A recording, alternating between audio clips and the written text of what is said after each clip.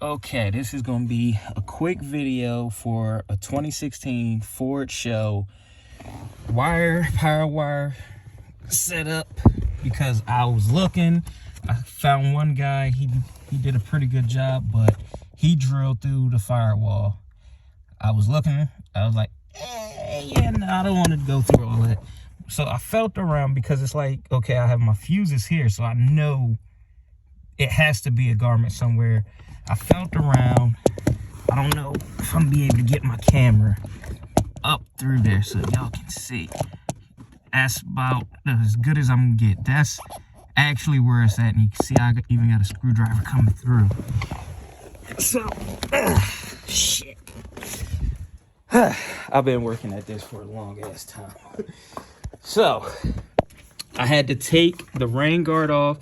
The windshield wipers, you have to pull them off to come up here, and of course I left my light inside, but you can even see if I move it a certain way, like right there, that little light you see, that's the light from inside the car. I can pull this out now, and the garment is right here, and I just had to slice and slice and slice just to get that. But just to give you an idea where it's at, driver's side, take the covers off. Got the covers somewhere the hell over there. I'm so glad I got this off. I've been working at this for a while. Part two.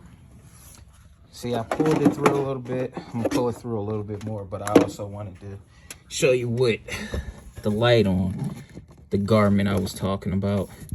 And you got to be careful cutting this. It's double layer. You got to cut through this, and then you can put your finger in there. You're going to feel the hole where all your other wires coming from for the fuse box and everything that's inside there.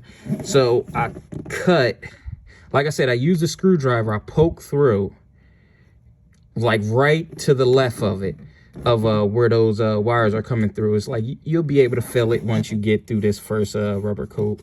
And the way this is set up, since you have your firewall here, and see they got a special little thing here, there's a drainage plug right here,